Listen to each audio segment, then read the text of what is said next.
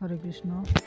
আমি প্রতিদিন বেদ থেকে মন্ত্র দেই, কিন্তু লাইক ভিউ হয় না, তাতে আমার কোনো কষ্ট নেই। যদি একটি মানুষও আমার মন্ত্র শুনে উপকৃত হয়, তাহলেই আমার সার্থকতা। আজকে ঋগ্বেদের প্রথম মণ্ডলের 22 নম্বর সূক্তের 20 নম্বর মন্ত্র দিচ্ছি আপনাদের। ওম তদিষ্ণু পরমং পদং সদা পশ্যন্তি সূরয় দিবিব চক্ষু রাত্তমম। অর্থাৎ মুক্ত পুরুষ ও পরম জ্ঞানীরা পরমেশ্বর ভগবানের সেই পরম ধামকে সর্বদা অন্তরে দর্শন করেন, যেমন মুক্ত আকাশে সূর্য দীপ্তমান থাকে।